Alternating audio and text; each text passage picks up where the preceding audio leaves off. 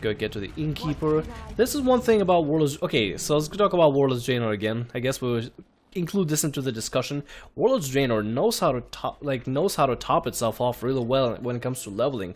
Like, this is just an awesome looking place. I've never been here before, and now I'm gonna be doing a brand new quest for this entire area. And I don't know, it's cool because it feels like an adventure no matter where I go. And when I first leveled through space, it was awesome. And now that I'm leveling again as I guess my third level 90, it's still pretty awesome. The lack of places to go to quest at, it kind of sucks, but it's yeah, but that's pretty much the problem with it, is that they made it so that the questing is very linear. It's very one directional. You can never really like decide which way you want to go or take several I guess places. Like you could, like, let's say like in Wrath of Lich King and Outlands, you could actually, like, let's say you got your character to level 100 or to max level, like let's say Wrath of Lich King, you got your character to level 80, and usually some people would want to start leveling, you know, another character on the side immediately so that they would have more classes and players to play as, you know, and well, not players but characters. And they just, it was easy for them to get into leveling because they would start rediscovering brand new zones that have never been to before as those alts that they have. And it would be kind of cool for them to, it's like a continuation of the experience. It's like you already have your main character who already had the great experience of, you know, discovering the entire place on their own, and now you play as another character to rediscover a different, I guess, a viewpoint of the place. Not on a different faction, not always, but let's say if you have both your alts in the same faction, both your alts are hordes or both your alts are allies, you can rediscover the entire place and kind of do it all over again, but with a different feel. And that's what I think people miss about leveling in general. Are you okay, buddy? Spiny horns. He does not look good. He looks very unhealthy. I don't know why. Maybe it's because, like, I feel like the fur is like, I don't know, the fur does not look healthy on this guy. Let's go and get some of these rock worms over here. I swear, why do rock worms want to invade space? I'm not even kidding you. This is the first time. I say I'm not even kidding you, but I am 100% serious. I've never done this thing, so this seems very cool and fresh. Mother Wolves remains. Alright, let's go ahead and get the Mother of Wolves and get her remains, because apparently she, I guess, got killed, got slaughtered, got eaten. Oh, that's, oh, she's succumbed by fell energy. Ooh, and she's fighting her own cubs. You should not try to fight your own cubs. Here, we're gonna go ahead and attack you. It sucks that she succumbed to the fell energies, but at the same time, whoa, she has tentacles coming out of her. She has weird fucking tentacles coming out of her right now. Oh, Jesus. God damn. Holy crap. Somebody really mutated her, didn't they? It's probably, nah, there's no point for us to stampede. I guess here's what we can do. We can make the beast burst. There we go. Awesome. And then we get her remains. And hopefully we bury her or sacrifice her. And now these little wolves, these little wolf pups, or frost wolves, are gonna howl in sadness, maybe? I don't know. I guess they're pretty sad. I mean, I'll be pretty sad if, like, the wolf mother or the dead mother would, like, die and I was one of the wolves. It'd be very sad. I mean, like, that's the dead mother and now she's gone, you know? I don't want to, like, and I'm not trying to, like, humorize the situation. I mean, it is kind of sad.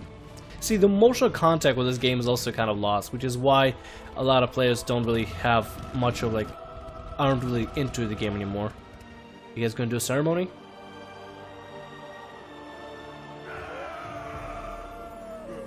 For the offering. Rest well, honored mother. You will be avenged. They offered the bunny as a sacrifice, or I guess as an offering. Oh, well, look at that. They actually had a connection with her.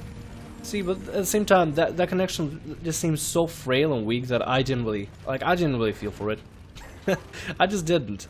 But when it comes to, like, bosses in this game, I mean, we got warlords. Yeah, they're cool and all, but at the same time, I mean, even Deathwing looked a little bit more impressive and looked a little more scary. Garrosh even looked a little bit more scary. The Shah, I would rather continue raiding and doing more things against the Shah than the warlords. So many people talking at the same time. I gotta get out of here. I'm going to run. I know there's probably a lot of conversations that I completely missed out, but I don't know. When they're all talking at the same time, when I right-click on them, they all start talking, and it's impossible for me to pay attention to any of them because it's like having 3 or 4 voices talk at the same time. It's like, who do I set a focus on? How do I concentrate? I don't know. I can't do it. If you guys can do it, that is very impressive. I can't. How do we get down here? I guess let's start climbing down, and guess try to. What is this place? Looks like a demonic area or something. Yo, let's back up this way. There we go. And we're gonna have fall, slide fall. We got some fell wolves over here. Hello. Hello, little fell wolves. Actually, big fell wolves. God, these guys look huge. Cool looking models and all, but I feel like it's kind of being recycled. I feel like they already made them before, but they just kind of recycled them to be green this time. But, I mean, I guess that's kind of cool. Necrophyte. That's very new. I never knew that these guys would actually... I didn't even know there was like a place around here like this. This is something. I'm not even kidding you. And I know I say I'm not even kidding you a lot, but I'm seriously not even kidding you. And we have to, looks like, destroy these circles. Oh, let's go ahead and destroy this real quick. There we go. And that did it? Oh, that did it. Awesome. Alright, kill the necrophyte. There we go. We've got another necrophyte coming in. Alright, Edgar, second boy, go get him. Oh, go get her. I don't know. Is that a chick? Yeah, it's a chick. Let's go and silence her and just run away and pew pew on her. There we go.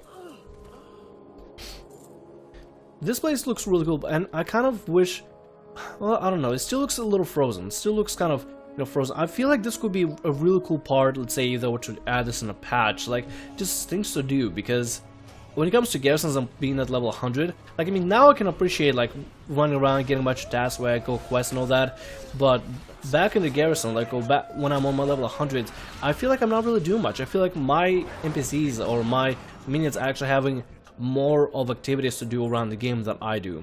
It kind of seems like, I don't know, the garrisons are cool and all, and they have a really cool feature, but at the same time, I kind of feel like I want my character to be the NPC once in a while, and just be, I don't know, just be given a job, be given like a menial job to do. I mean, NPCs even go as far, if you gear them enough, as to go and do raids for you and actually get your gear, and that's cool and all, but at the same time, like, I wish I could like get some kind of like epic looking, I guess, quests to do or missions to do to actually get this kind of gear on my own, you know? Now, I mean, I know if I want the gear, I need to go raid and everything, but I kind of, the one thing I miss from Cataclysm, if anything, and I'm one of those people that absolutely love Cataclysm. I loved a lot of things about it, probably because I started in Cataclysm. That's why I never knew the difference between Wrath and Cataclysm. I can only research about it and hear other people nostalgically talk about it. But the one thing I loved in Cataclysm was how in patch 4.3, I believe it was the Deathwing patch, it was the Dragon Soul patch, where they released the raid and everything. What I loved about the Dragon Soul patch was the fact that they released dungeons for you to do on a side, even if you didn't want to do raiding, and like, or if you didn't really have time to do raiding. And back then I never did a raid before. I did like low level raids, but not like any on content raids. I only started raiding somewhere towards, like, I guess the end of, I feel like I didn't really do any raids until like the middle of Cataclysm. I only did a little bit of LFR. Even then I was really nervous because I was playing a tank at the time and I didn't want to be the guy that messed up, and every single time I messed up I just saw in chat, "Oh my god, why are you so bad, why are you so horrible?" And I didn't really know how to react to it. At first I was kind of nervous because I wanted to make a good impression, you know, be a good tank, make a good impression and everything, and that's kind of what I wanted. And when it came to me asking people for help, usually the other tank didn't say anything. They just kind of briefly said, "You tank him over there." And I'm like, "What do you mean over there?" And they would just curse me out or something like that. I was like, I don't think I did anything to really deserve that. I was just, you know, I was just asking politely for assistance, and I don't know, it felt very hostile. It's like, oh, so I either learn on my own or I'm just gonna be treated like a jackass, even though, like, I'm not even doing anything bad. I'm just asking questions, asking for guidance, and the sad part is I never really got that guidance until I started raiding with my guild at the time, which was Council of 4.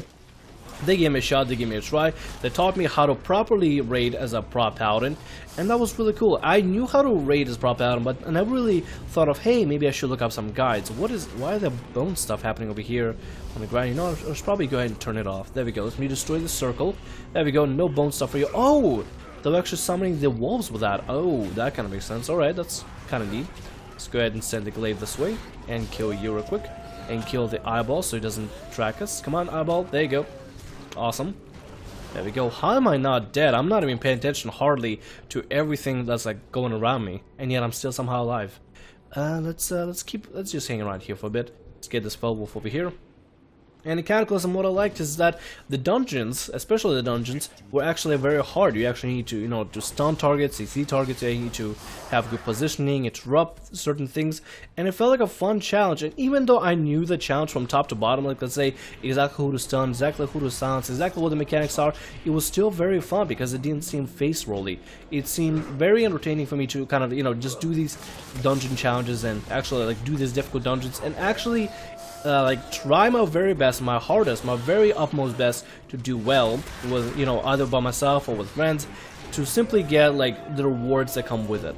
Because I don't remember ever getting an easy ride in the Thomas Isle, well not Thomas Isle, but I guess Hour of Twilight dungeons, I guess? I don't know, it was the excuse me, it was the like the End Time, Hour of Twilight, and Well of Eternity. Those dungeons were like Endless Time, Hour of Twilight, and Well of Eternity. Though they were really fun, and they had some of the coolest looking bosses ever. Like Parathorn, his mechanic was really cool, and you can get a really cool achievement with him.